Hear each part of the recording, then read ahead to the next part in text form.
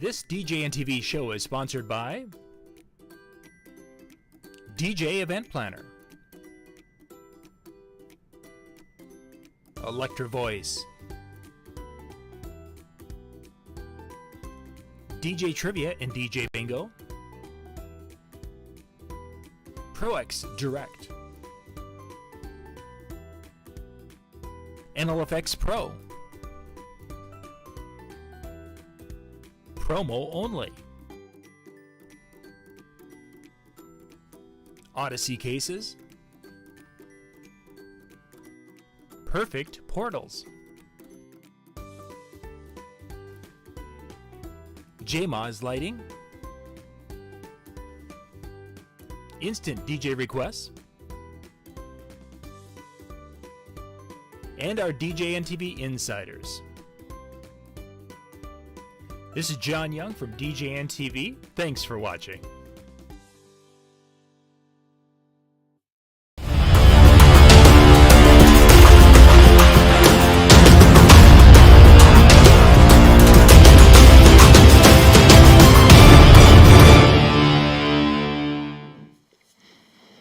Good evening. Welcome. It is Monday night. It is the last Monday night of the month. And so what does that mean? We're going to ponder a few things. Bills are due. The meaning of life. Today is Pancake Day. Ooh. Just throwing that out there. Give your What favorite color's DJ the best color to wear? pancake. What color's the best pancake to wear? Yes. If you give a mouse a pancake, will he ask for syrup also? It's a pig a pancake. Moose is a muffin. And dog a donut. What planet are you from? The one where we have kids and have to read stories like that. Kids' books. MJ, what's up with that? That's just not right. What's the other thing today? Today is National Pancake Day and National Situational Awareness Day. Okay, so before we start the question and answer night, we gotta tease a little bit of upcoming news. There are a upcoming speaker is on the horizon, which you guys are going to hear about in November. It's going to be released early November. You're not talking about a person, correct? No. Yeah, I thought we were talking about a speaker like somebody gonna have somebody talk to on. all of us. This is a speaker that for some this is one that they've been waiting for a long time. We'll talk more about that. And then there's going to be one coming in probably early 2024. That is a speaker that many of you, and myself included, have been waiting for an even longer time. It's one that had probably the most asked for speaker ever. Will be coming out in early 2024, maybe late 2023. But the first one is coming out in November. So right now it's to go find your couch, check those cushions, invite your friends over who have loose change, shake them a little bit during the football games. Work the couch money so you're ready to go for November. So now I'm just curious. Because I know you can't reveal. Yep. So what I'm curious about is it the release date in November? Like, is that when do we know when in November we're getting the announcement? Early November should be the announcement, and they should be ready to go before Christmas. Oh, okay. I thought he meant that the speaker was going to be announced in November, and then we can get it in 2024. There is that. It's possible. It's possible. So Robin's with us tonight, just before she gets a ton of rain and hurricane coming her way in a couple of days. We're thinking about you, Robin. So hopefully you ride through the storm safely. No flying kites. Up. I know you were talking about that. Don't go out and fly any kites. Yeah. Get that lawn mowed, though. I see that's the thing in your neighborhood, so get the lawn mowed. I know she showed a picture, and there are people out there sweating and mowing lawn before the storm. So I guess I get that. You don't want to have tree branches down in the 3-inch grass. You want to get it down to that 1.5 inches. Well, it probably makes it easier to clean up that way. For sure. To find your lost pets. You don't have to listen for them making noise in the high grass. You can see them. Fluffy, where are you? Where are you, Fluffy? Over there somewhere. That's a really good one there. I grew up on a farm. I've learned to talk to animals, so you'd be surprised. You should hear my cow noises and horse noises and sheep. Well, Cats. I do a great cat. I do a cat to the point where cats talk back to me. Oh, well, that's... People suck. Mr. I can't talk to people, but animal. No, I'm kidding. You know which doctor talks to animals? Doolittle. Doolittle. There you go. Oh, man of many skills you are, MJ. You get lots of skills when you don't have a social life. See, social life, you invested in people, you spend time with them, you go places.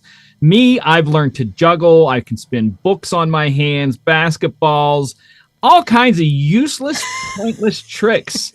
And you can talk to animals, but you don't have any in your house. No. That's true. If you've had to take care of animals on a farm where it's 112 degrees and you got your back up against a metal barn roof, stacking hay, or in 50 mile an hour sub-zero temperature out fixing fence, it's not as fun, you know. And I can relate to both of those. Trying to go out and get the try to hit a steeple when it's freezing and your hands can't feel anything. Yeah. Whap. That looks like my thumb, but it's a lot flatter than I remember it. I didn't even feel it. Let's keep pounding. This is great, man. Give me another. I won't feel it for another hour. This will be great. Don't let it warm up. Hey, is this a show about DJs? It is. Let's get on with our questions. We've got a lot of questions there, and some of the questions that we'll be going through are some that were given to us last time. So if you've got something you'd like us to touch on or hit, put that into the comment section. The best spot, though, is the comment section. I am going to put the link in the chats across all of our channels here. We should have some sort of hashtag or something so we know that's a specific question towards us to answer. They could go hashtag yo. Whatever you want, John. Yeah, I mean, would that be awesome? No, as long as it's not hashtag or... No. That would be great. That would be epic. No. I didn't even think of such an epic thing. Oh my gosh, how did I miss that? You know, as great as that particular artist may be, last night there was a nice little set that was done in the middle of the concert that I was at. He wasn't played. So if he was so great, how come he wasn't played? Obviously, you went to the wrong concert. That must have been the concert, for the... Or the right one, Dan. Hope John didn't hear me. I didn't hear that. All right, my disclaimer is a question that you kind of sort of answered. How many of these did you make up to sound stupid, and how many were just stupid questions? These were literally everything that's here. I've reworded a couple to make it a little easier. Wow. But yeah, these are all legitimate questions that have come from people sending them in, which those were not the ones that sound stupid, by the way. Those are the most intelligent questions ever. Thank you. And then coming from a couple of Facebook groups is where I picked up some. So I like the one question that was 20 questions. Oh, yeah, there is. And that particular one, that was one I actually added because there's some areas that I wanted to make sure we hit on that. I think longest run-on sentence ever. Man, it's great.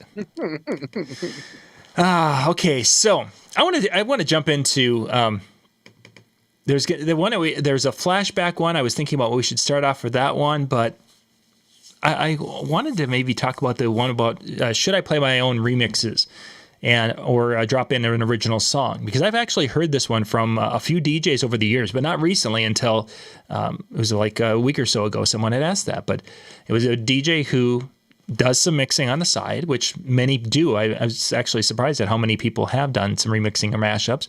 And then they were like, I've got a couple of songs that are really, they felt were really good. And they're wondering, do they drop those at an event? So technically, that was 3 questions, and here's my answers for the 3 questions. You can delve in with your own after I answer this. Yes, it depends anytime. So go ahead. Okay. So that would be, should play the own remixes? Yes. If you make it a song, it depends. And what's the best time to do it? Anytime. Dan, what are your thoughts? So I'm in agreement of the first one.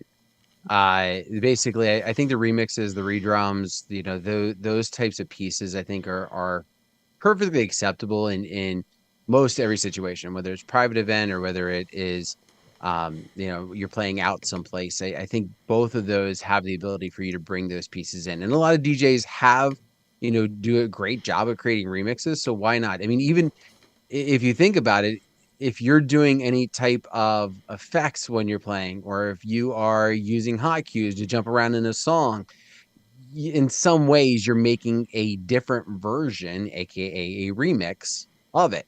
So to make an official one, produced ahead of time and then play that, I think it's perfectly acceptable. Their own song, I think it depends on the event. That's where, so I agree with you. It depends. I think that's where the key is. I personally would not be comfortable dropping a song like that at a wedding unless the couple in advance knew I was a performer on the side, a musical act performer on the side, and willing to bring that in. What if your song was a love ballad that you played during dinner? Same issue. I still would not be comfortable dropping that in kind of out of nowhere. But my viewpoint is it's not about me. It's not for my 15 minutes of fame or whatever you want to call. I'm willing to subject them to other people's favorites. Anyway, and then the last time, when is the best time? I think it depends on the type of song, right? So, if it is a love ballad and that you're taking, and if your view is that it's an okay place to put it obviously in the appropriate time. I would not put it peak hours for something that somebody's never heard before. Yeah, don't play your thrash metal remake of the sinking of the Edmund Fitzgerald during cocktail hour. You never know. It could go over. Could be the great. Save it for ceremony prelude. I was kind of thinking about the original song part of it, because again, remixes, there's many people who do it, and they can drop those in because they design it for that specific purpose. But the original song, I thought about it almost when, going back when I used to play in the bar quite often, and it was, if there was a song that we were going to be trying, because we were playing at the time 5 nights a week. So there was a new song out there, and it's like, okay, this is pretty good, but I don't know if it's good enough for after 11 o'clock time frame, unless I needed to clear the floor. So it was one of those things that we'd play before people were on the dance floor and kind of judge crowd response. If you started to see people kind of, bebopping a little bit or reacting, then you might have something that could be moved into that final 2 hour. And I was kind of viewing it along the lines of that. The idea of it being a ballad or something and being during that cocktail time or something that would fit in that cocktail time might be a great spot to do it, because at times that's just throwaway time as far as, everyone's talking and doing their thing. So, I think depends, I guess, is really a good answer. So, okay, let's jump to our next question here. We'll put our little break in here.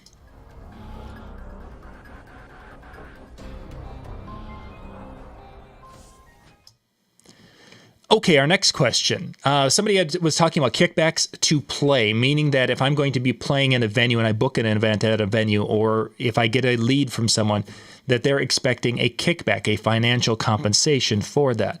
Some venues charge, I've heard, up to 5% or 10%. Kickback is what they're expecting if they're sending leads to you. Some have a flat fee. Some you have to be in our book to play in our venue. So there's a variety of different things. What are your guys' thoughts on the pay-to-play with a kickback type of a situation? I saw this a little differently because I also included getting jobs, bar gigs from friends, or getting parties from friends. Mm-hmm. My answer to that was another question: am I paying a friend or a stranger for a gig? Okay, so let's take that from two. Let's say in your situation, you're going to be paying a friend that is connected you, not the venue manager. And then we'll do another one where it would be the venue manager is like, hey, if you want to play here, I need $20, under the table. Yeah. I have had those before. I've had many. There's still a company that does events where they bring in big name acts into the city that keep wanting me to be a part of the opening act, but I have to sell so many tickets and all these things, and I won't do those because I just don't want to do that. If it's a friend, a lot of times we'll do it if they're booking you a different place every single week. There's a chance you might give them a little something. Mm-hmm. And I know some DJs that do ask for money no matter what, but I'm just not that person. Sure. So I'm not going to pay you for getting me a gig, nor will I expect you to pay me for me getting you a gig.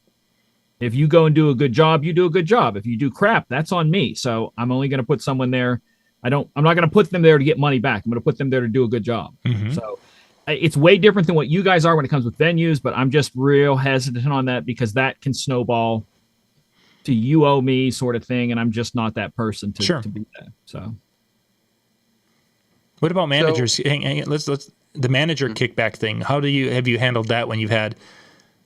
I've never had that. Oh, you haven't had that? Okay. Because like I said, I'm a person that just people know that I don't fuss. So it wouldn't have. I've been at this so long that I think just people know if I'm because I know places that will, but they'll ask a younger DJ who's desperate to get in there. Mm-hmm. That's exactly. I'm going to look at him and go, I don't need to be there. Mm-hmm. In our situation, like Jay-Z said about the Super Bowl, "You need me, I don't need you." Yeah. But that's egotistical. I just, like I said, it's just, to me, it's a dangerous road to go down because it can snowball really quickly and get ugly. So that's my only reason behind that. Dan, wedding perspective, or from our mobile's perspective, what are you coming up with? So we talked about this. I don't remember how long ago. It was a while back. And I used to have the philosophy of like, I felt it was so weird and I would never consider it because to me, it just feels like it's crossing a big line. I do have a problem with it when it's, it's that 5 or 10% or whatever it is. And I also have sometimes, kind of a feeling of distaste with it because it's like, okay, if I don't play, if I don't pay for it, would you still let me play there? So in other words, you didn't send me the lead. The couple went and they found me on their own and they hired me to come there. Do I still have to pay you to be able to play there? And if the answer is yes, then I have a major issue with that. However, paying or kicking back money for a lead is really no different than paying for advertising. If anything, it's more beneficial because when I drop money for, an ad, whether it be in a wedding magazine or whether it's a wedding show or anything like that, there's no guarantee I'm getting anything. Right. There's not even they may not even reach out to me or anything from it. But if I pay you for a lead or I give you a portion of the money that I get from the wedding that I got because of you, well, you just got me a job in essence. And so, while I don't know where I would stand and where the line is that I would draw and say, listen, I'm not playing that game. I do think that it has benefits because it's really just a different looking marketing. Yeah, very much so. Yeah. And I think, John, you were the one who brought that up years ago and really changed my view on that because of that. Yeah, I had a company here in the city that was they'll do, and it's funny, you're talking about all those low percents. A booking agent will take anywhere from 12 to 20%. Mm-hmm. And there was one here that was doing 15. And I just said, I just don't want you to book me anymore, please. I just didn't want to deal with it. Sure. But we're getting you all these gigs. I'm like, they're not stuff that I really all that much want. I'm going to be honest with you. Mm-hmm. So it's just, you have to, like Dan said, if it means something to you, it's hard to put a price on something that means something to you. So getting those, if it's worth that to you, go for it. Like my dad always used to say, I'm like, oh, I don't know. Is it worth that much? He goes, well, it depends on if it's worth that much to you. So. John, is your view still kind of that same spot? Very much so. And I like how you broke that down. If I've got to pay to play somewhere and they really don't have any skin in the game besides having a venue or the facility, yeah, I've got a little problem with that. But when they're referring or they're doing something and they have helped the process, no problem whatsoever because that's the best marketing money that I'm going to be investing for the year. But that the times where they pay to play, where it's like, oh, you're going to be playing in our venue next month. Did you know that we have a fee for DJs coming in? That one doesn't pass the smell test at all. Yeah, and I will say, you talked about the friend thing. I'm not one to pay the DJ friends of mine who refer me, right? That's not something I really think. But I will say that the ones who refer me are listed first on the list that I send out when I'm booked. And the ones who I rarely get anything from or really can't trace anything where they've ever sent anything my way, but I know they do good work, are at the bottom of the list. How about if you run into them out somewhere and you go, hey, let me buy you a drink for help me get that gig. Is that cool? Oh, totally. Yeah. See, that's the stuff I tend to do. I'll literally go to a DJ's place where he's DJing to thank him for a gig, and I'm like, hey, let me grab something for you, that sort of thing. Yeah. Well, and that to me, I look at that more as a gratuity, not type of gratuity, but a thank you, right? Like a gift, without, and I realize the money can be that way too, but it's not expected, right? Mm-hmm. Like you meet up and you're like, listen, I got your next one, kind of the same thing. Or, I've done that, I've run into friends that, for anything, they've not done anything for me, but they're friends because they've done, we're friends. So yeah, picking something up, whether it's a drink or whether it's just, hey, I got the next round of golf. Let's go. Yeah. We've done driving ranges that way too. Yeah. Mm-hmm. Let's go hit the driving range. Yeah, have some fun. All right, let's jump to our next question.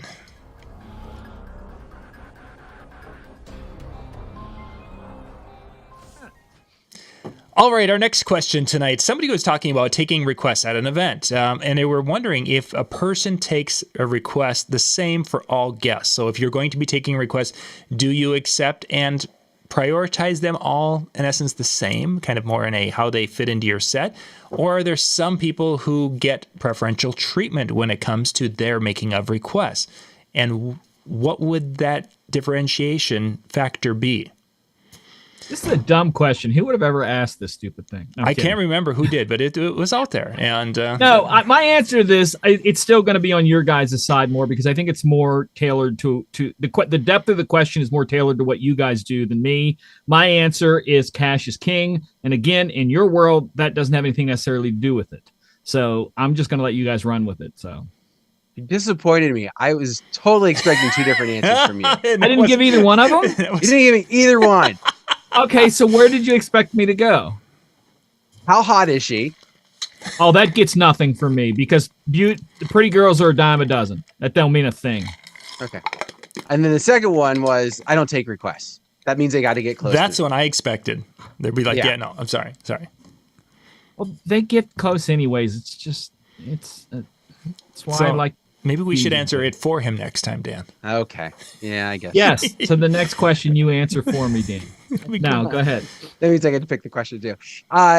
So for me, yes, but not quite to what, I was joking about, obviously.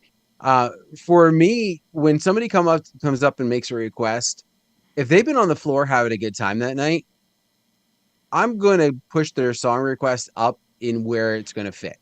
Right, I'm gonna try and get to their selection or their piece and be able to mix it in a little bit faster because they've been on the floor. They've been basically putting the work in to have a good time. Yep. The second thing that's going to get their request sooner is basically going to be their manners. Right, you come up to me and you're like, you got to play this. No, but you come up to me and you're like, hey, I would really like to hear this song if you get a chance. Like I've actually had some people like, if you get a chance, this would be a cool song. I'd like to hear it. The whole it's going to pack the dance floor. That actually moves it down on my list. Yeah. Like the word suggestion, the word suggestion over request will get my attention more. Take suggestions. Or when you make a demand, but you call it a request. No, like that pushes it down on the list too. The other thing, I will say there is kind of a little asterisk I'll put next to the whole, like if you've been on the dance floor. If I've been noticing that you've been having a good time, but you just maybe haven't been really vibing with the music and you're asking for something that's in a slightly different direction, but still has good, like my gut says, yeah, that'd be good. I can work with that. And if for some reason it fails, I'll just be able to get out of it quick. Like I can start to put those pieces together. That's another one because sometimes I've noticed, I'm just guilty, and I'm sure there's others that are, you get in a rut of maybe certain styles or certain song selections that you keep using, not like event to event, but within that event, you kind of latch on to a certain style because you're getting a packed dance floor to like those styles. And you maybe go a little bit off of it, but you're afraid to go too far off. And then I'll have someone coming up and they'll ask for something that's a little bit farther out. Okay, you know what? I haven't really given you a chance to get on the floor yet. Hang with me. I'll get you. And again, if you're being nice about it. So my hierarchy would be bride and groom. Again, pretty much we're talking weddings here. are going to get, and many times they might get it, if they're really excited and they're on the dance floor, it could be next, if it can fly at all, unless it's really, really a huge change that needs a segue or a transition. Dance floor person is obviously going to get next, and it would be a dance floor person who is being respected, or that's being a nice, decent person. If you're going to be rude and you're on my dance floor and you've been there all night, I don't care. It's probably going to maybe not get played. Very likely not going to get played unless it is a good song. And then, kids who are up there and having a good time and are involved and actually know a song that is a good song that is from them, where they I usually will kind of try to work with the kids a little bit. And then there's times where you get kids who just are horrible with their requests, and it's like, no, I'm not playing Metallica tonight. Sorry. It's not going to happen. But yeah, I'm wondering at what age he just pictured when he said kids and then threw the word Metallica. I literally, Saturday night 8-year-old was like, can you play Enter Sandman? No, son, I'm not going to be playing Okay, Enter Sandman. Okay, I see why. Can you play, was it Nothing Else Matters? I think that's another one of theirs, isn't it? But yeah, it was, and then there was one other that Never Something or Another. I think it was something. Anyway, when he starts out, can you play Metallica's? And it's like, yeah, no. As soon as I heard Metallica coming out, it's like, no. And he those kids, don't you know? Okay, sounds good. Let's stop. My mouse is stuck. All right, let's jump to the next question here, guys.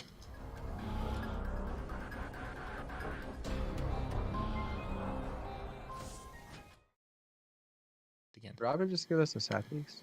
I don't know. Not sure what. No, I don't think it was for what we said. I just think it was. Oh, there might be something there. I thought it was my fault. Whenever a girl's unhappy, it's my fault. Sure. It's the one that you got. Somebody was up there by it. If you had to change anything when you were starting out, if you could go back and change something from when you were starting out, what would that be? My shoes. I was really hoping you would have said your underwear, but okay. Hey, it's family show. Don't say that B word. Yeah, exactly. We don't want to talk about my emotions. Mine's pretty simple. This is actually a serious answer, not a joke. I would either not become a DJ or I would only spin EDM because the top 40 stuff has absolutely ruined music for me to where I don't want to listen to anything. It just absolutely ruins it for me. So I would either not become a DJ or only spin the kind of music I love. So interesting. And I wonder if that would have allowed you to create and be able to do your things that you love to do, and yet be able to finance your lifestyle. Probably not. At least not here. You'd have to travel. Yeah, it would be a life of travel for sure. Mm-hmm. I normally don't like answering questions like that because, again, you go through things in life. It's way out of your control most of the time, life is, and you gain perspective, intelligence, wisdom, sympathy, empathy from things you go through that if you would have made your path, you wouldn't have. Mm-hmm. And there's just a lot in life that I think I wouldn't have had if I got the thing that was, the life that was in my mind. Sure. And I think that's one of the things I've been trying to focus on over the past about 6 months. There was a quote that says, what messes us up most is the picture in our mind that we think our life should be instead of looking at the life that we have. And that's what I've been trying to look at and go, I technically, because somebody asked me, it was on one of these question things. What would your younger you say about your career? I would have said I failed miserably. I failed at every step of the way. Oh, sure. I'm not on tour. I'm not doing EDM. I'm not doing anything. I've completely failed. But this completely failed person has a house and a car and a motorcycle and hangs out and gets to sit and be creative in the middle of the week for no reason whatsoever. And that's pretty darn special. Sure. So I think there's also some validity. Like there's two ways to look at this. One is, are you doing now what you wanted to do then? And I think that's where you can kind of find yourself. Listen, I went through all these things. I grew. I'm a better person for what happened, and I have a way to look at my life in a different sense. And so I think exactly like what you're saying. Like I get all these positive things. That is a failure to what my old me was, but it was a younger, more ignorant or naive, unexperienced person. Right. But I think in the same respect, like you can be in the position that you're at and say, for example, you're at where you're at now because of the things you went through. Mm-hmm. Could you have looked back at that starting you and said, listen, this is where you get to be me. This is where you're going to get to where you're going to be happy. Let's find a way to get to that sooner. I've already learned, like I've learned what I need to do to be happy. And so let's work on getting you to know it earlier so that I can be happy longer. That would be a miracle of a thing that to look at that and say, go back even 10 years and change a mindset. Mm-hmm. Yeah, that would be significant.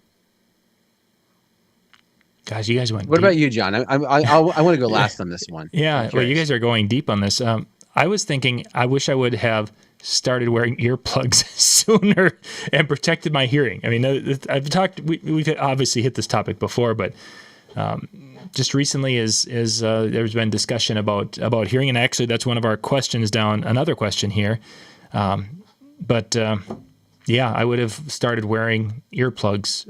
Not only performing early on with some of the teen dances we did, but even to wear it mowing lawn and things would have been advantageous. I have a significant difference between my right. I have really, really good hearing, but there is above average, but there's a significant difference between my right ear and my left ear from all the years of on the farm, shooting and plinking. Yeah, which I look at that and go, that is so interesting. There is just a difference, yeah, and it's not. It's like the gun isn't that much farther from. No, it's you'd think about, and I never shot that many. I mean, a few shotguns. I did a few deer hunting, but most of the time we were target practicing with the 22. That isn't that loud, but it's enough. It was enough. Yeah. Well. All right, Dan, take this. Give us the in depth. Well, I don't know if I'm going to go. I'm going to go that in depth. I just didn't feel like 1 second that time. So. It's one of those. It's one of those things where I would, Robbie Britton said to me one time, because he and I had never met when I used to live down. I was like 20 minutes from where he was at, and it was when I was just getting out of college and doing a bunch of different just odd jobs, trying to make it go of radio and failing miserably at trying to get it to go. And at that time, I never really considered being a full-time DJ. Because I didn't know anybody who did that. Sure. Like that was not even a vocabulary or a profession that I knew of at that point. And this was early 2000s. And it was probably not until 10 years later before I even found out about, the DJ Expo in Atlantic City. So there was all these years that I felt were missed opportunities. Now, I don't know if I would go back and tell my younger self to say, hey, you can make a career of this.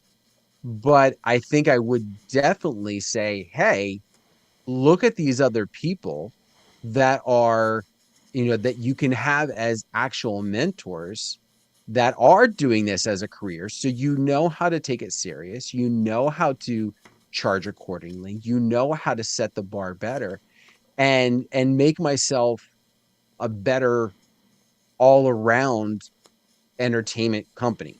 Sure. Whether that's DJ and the business own, DJ side as well as the business side, and making that whole piece better, and not lost in 10 years. I mean, I have a friend of mine locally who, he's just about 10 years younger than I am.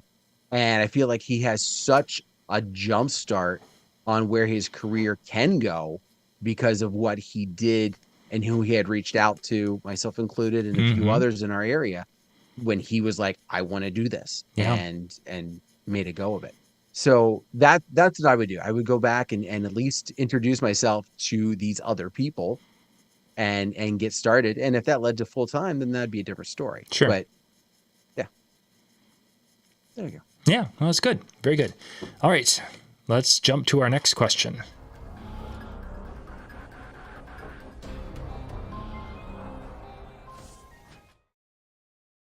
Oh, okay. Okay, our next question, asking about DJ booths. They made the comment, of course, that DJ booths, if you're going to be buying a booth that's that has the screen and everything, those can be very expensive to get into. And somebody was asking if they should build their own. Again, they were talking about the rolling one with the screen, TV and such. They're trying to save some money and such. So, guys, what are your thoughts if somebody wants to build their own DJ booth? My answer, legitimately, what I wrote down was about building a booth or buying one was wait till Dan forgets to secure it in the trailer again, and you should be able to get it for a good price. As it rolls out the back of the trailer. Wait, come back. I will have you know that I have created a checklist, and that one of those checklists is making sure both straps are tight and all the locks are on. So you're not getting it from me that way. See, and my response is, do you live near me or not? That's a good thing. But no, in all seriousness, so I would say this. While it frustrates me in some aspects, and I've mentioned this kind of before, where I felt like I was kind of, I don't want to say innovative, but innovative in this area to have something like that, and now more and more are coming in with something like that. And at first, it initially kind of frustrated me, for lack of better terms, on how to deal with it. I realized that my system is not what sets me apart. Yes, it caught some eyes. Yes, I've used it to full advantage as much as I can, but it is not what sets me apart. Now, with that being said, looking for the boost, whether it's the screens or whether it's the podium styles or something like that, is a way to take your system and your setup to a different level. All right, there are a lot of different furnitures, DJ furnitures that are out there. So what you decide to use for yourself is what you feel like is going to get you the best look, and that's really what's key. Is it worth it? Absolutely. What I spent on my booth has made its return in pictures, in marketing. I don't know how many times I've had couples walk up to take a picture of what I put on my TV screen in front of that booth. And where's the laptop logo? Right above it. Sure. Because that's where my laptop just happens to sit. Product so in placement. that picture, exactly. What did they do? They got a picture of that, and they got a picture of my booth. It's an eye catcher. It works. And people like it. I also have a Danny Max one that I use when I don't use my rolling one. And it took a little bit, but I walked into it because I don't use it that often, but I used it 2 weeks ago. Yeah, I saw a picture. Walked into a venue, I set it up, and this was at a more posh vineyard winery type of place. And the woman that was she's not the owner, but she runs it, kind of manager-ish. She was just like, oh my gosh. She's like, I love that. She's like, I've never seen anything that's not like that. Like, everybody just brings in and sets up on our table. And I'm like, no, I don't need your table. She's like, that is awesome. And then she's all like, cup holder. She's like, it's got a cup holder. Yeah, got to have somewhere to put my water. Yeah. But no, so I mean, like I said, they're eye catching, but I would be cautious to do what everybody else is doing. If your idea is to improve what you got, go for it. If your idea is to improve what you got and look different, look what's around you, and then determine from there. And yeah, you could DIY it, but unless you're skilled in that set, don't buy it. Pay someone to make it. Don't do it yourself unless, again, you're really skilled in that area. Sure. Yeah, the DIY aspect, you did such a beautiful job on the other parts of it. I'm not going to bother talking there, but I think the DIY thing is that sometimes we forget that even though we have free time to do something like this, that time could be used to maybe generate more leads, or it could be used for a variety of different things. And you really have to weigh out, is my time best to try to create things, even if you have the skills? But I mean, do I want to create this? Because if I build it out of, I've seen people try 2x4s, and that's going to be this heavy beast, and you're not going to want to. So you've got to weigh out your time and to build it the proper way compared to purchasing it and it's done and done correctly. And then you can take all those hours and the trying to find the materials and designing and all those things you would have done and putting that towards building your business. And I think that when you start weighing things out, many times it's just smarter to buy the Toadmatic booth or buy a Danny Mac's thing and then focus on how you can sell it or sell your services and stand out with the products that you've added to your show. The other thing I would say is I would probably, like, I built mine, but I will also, as these guys attest, I did it when I really wasn't having gigs, right? I had gotten some fall gigs, and then I was going into winter where things were really shut down for any corporate thing. And so I used my winter time to build it. I would not build another one unless I had significant improvements to make over the designs that are out there. Sure. Like there were some things that I thought, I'm going to make it this deep and it's going to fit through the doors and and I don't need it to be 2 feet deep. I want it to be 33 inches so it fits. Not realizing that there's reasons why people were only going 2 feet wide is because if you go through a door and you've only got an inch on each side, you might ding it. Mm-hmm. So like things like that. So unless you have significant improvements to make over what's out there, take advantage of what's out there. Excellent. Okay, let's go to our next question.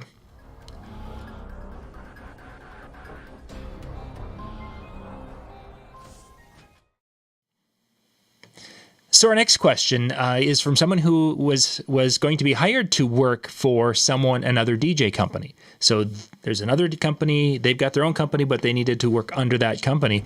And if somebody comes up and asks for a business card, they were wondering, what should they do? Should they hand out their business card? Should they hand out the company's business card? Or should they hand out their card or write a phone number down and say, call, whatever? Wondering what people would recommend in that situation. MJ? Okay, I'll take it. Okay. I was like waiting for MJ to talk, and he's like, I got no comment written down on it because mine's always pretty simple. I'm a very honest person. So if I'm working for someone else, then that day I'm working for them. Yep. So that's just me. I can't be anybody but me. So yeah, I would be very upfront and basically be like, hi, I'm Dan. I'm here with such and such company. And that's where it would stop. But I'd want them to know my name. So when they reached out to the company based upon that, I want that person to know it was me that they saw, right? If I'm assuming that, this person has at least themselves and probably one other person, if they're sending you out, that's probably something they do. And so I want them to know where that piece came from. They might turn it around and, if somebody called, well, he doesn't work for us and and they might be honest about who he is, like who I am rather. But in the same respect, I'm with MJ. I couldn't in good conscience be like, hey, here's my information. Mm-hmm. Because let's assume for a second, it never gets back to them. Right. I feel that's just a little underhanded, but in the same respect, it probably will get back to them in some form or fashion, especially if you do it often enough. And then is that person really going to want you to be under them ever again? Probably not. Right? I had a situation where I was DJing at a place, filling in for two different things. One was a friend, one was a company here in the city. And both would say, hey, this night, one did one night, one did another night on the weekend. And they both went, hey, can you fill in this night for me? Can you fill in this night for me? And the management came up to me and said, we want you to take over this night totally. And I'm like, well, I'm here with either this person or this company on these nights, And I said, the night you want me to come in is the night I'm with the company.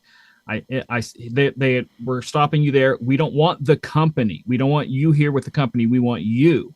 And I ended up going and telling the company owner what was happening. And he flipped out like an absolute ballistic, adolescent, crazy person. And I literally said to him, I said, when you're done yelling and if you want to talk to me, call me back. And I just kind of had to handle it that way because they did not want that company. And the other guy came to my back and he goes, listen, he's filling in for me half the time too. If they want him, then they want him. So it's being honest is the best you could do. For sure. I mean, we're talking 4 years later. They have called me every once in a while and said, hey, can you available for this? and I'm just not. I would guess 100% of the time, if I think about it, I legitimately wasn't available, but I just don't want to work with them again because of that. I came to them before I accepted anything and just made sure they knew what was going on, and it went south hard. Sure. I think right there you said it. That the key is you went and you let them know what was going on. You know, and that might even be the second piece to take would be, you know, if you do get approached by it, hey, just to give you a heads up, somebody came up, they asked about me. I gave them your information. I did let them know my name. I did not give them my company name. I did let them know my name. And you know what? I'd appreciate it if something comes of this that you keep me in mind. And maybe that's a kickback like we talked about earlier. Maybe that's a, hey, you know what? They wanted you. Let's work out something where you can come out under my company again. Maybe, you know, and figure out all the business details to that, you know, whatever. Yeah. But that's, you know, that's being honest is the key. Being slimy is just not good. Yeah, never a good situation. So moral compass is not for sale, Howie says, and I think he's echoing, I think, the same thing we're all feeling on that one. So absolutely. Excellent. I think we're going to try to get one more in here. So let's bounce to our final question of the night.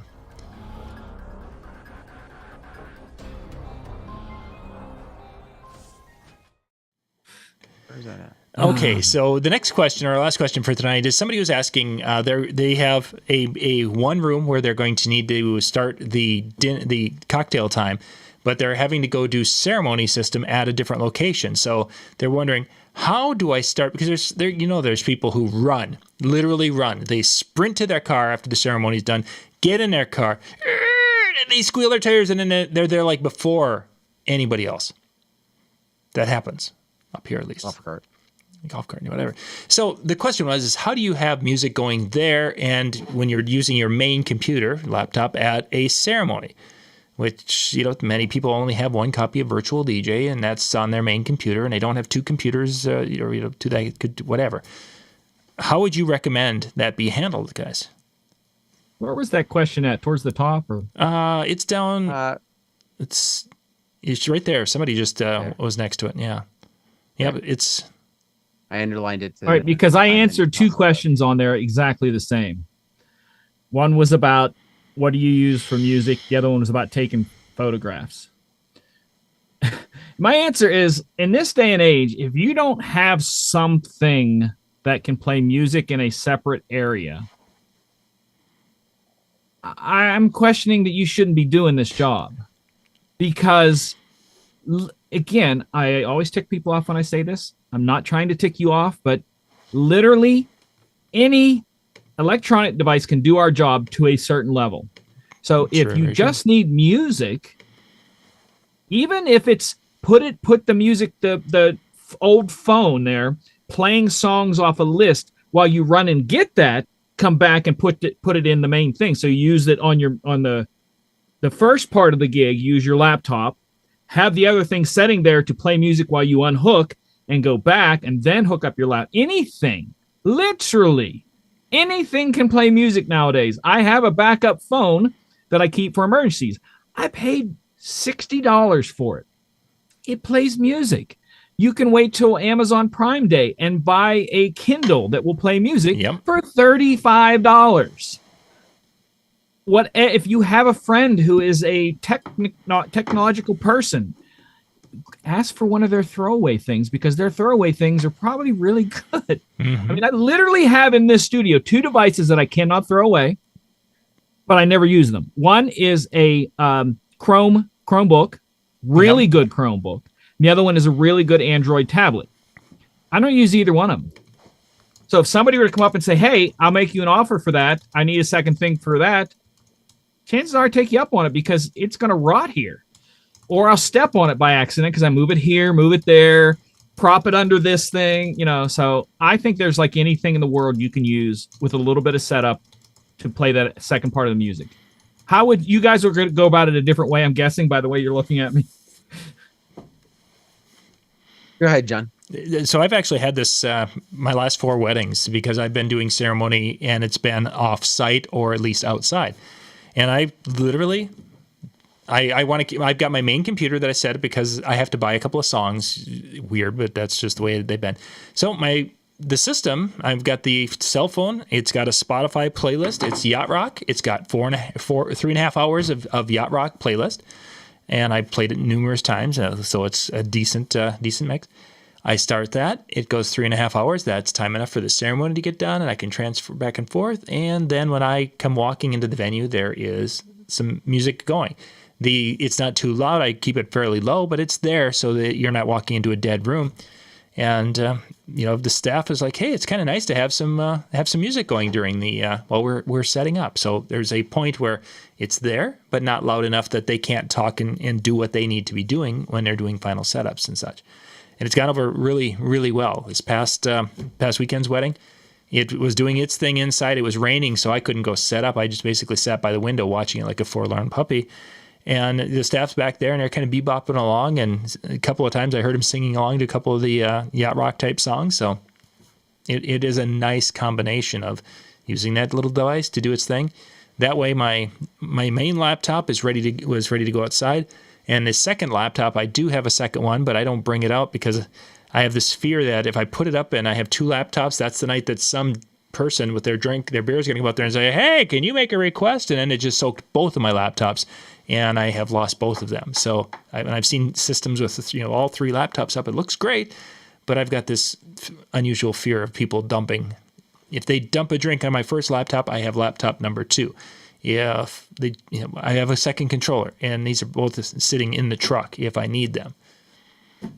So, cell phone was doing what MJ said was exactly what I would do. So I agree. First off, I'm going to say I agree. Like with MJ and John and the idea of having two. John, I will say I like your idea that I hadn't utilized before, which was just to have something super long that's just gives you that impression and just have that running the whole time. A lot of times what ends up happening is I have everything hooked up, but what happens is I'm playing that recessional song.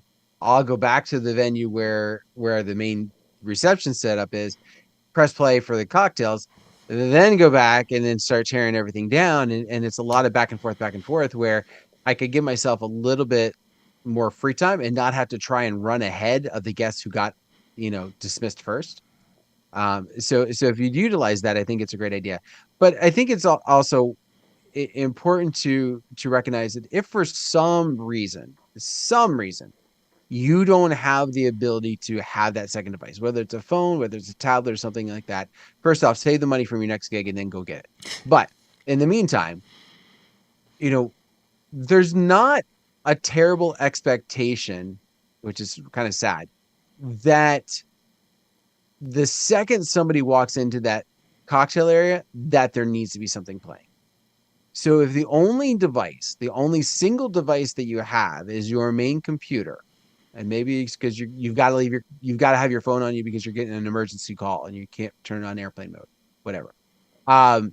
Then when you are done with said song, quickly disconnect it, get that up to the main area, hook it in, and start playing as quick as you can.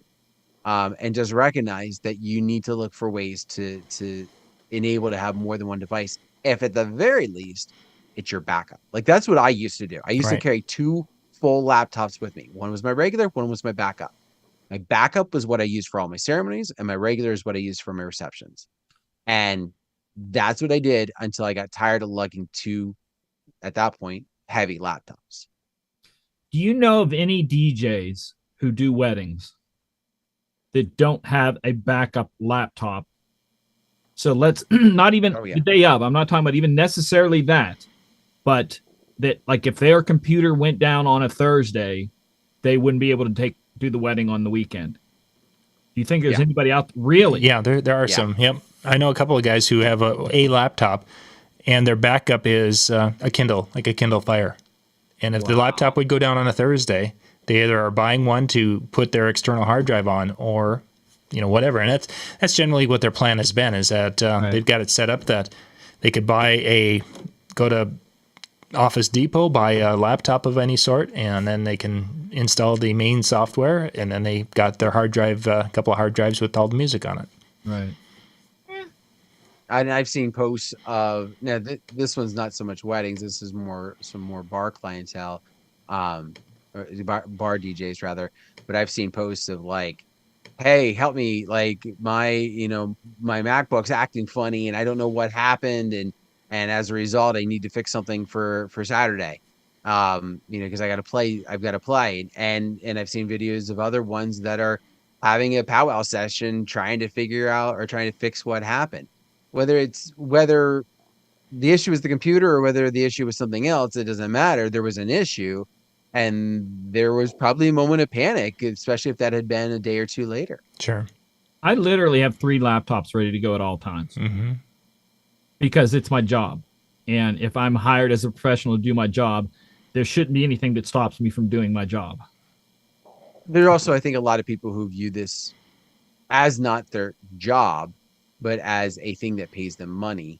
And so as a result, they what don't a job have, is.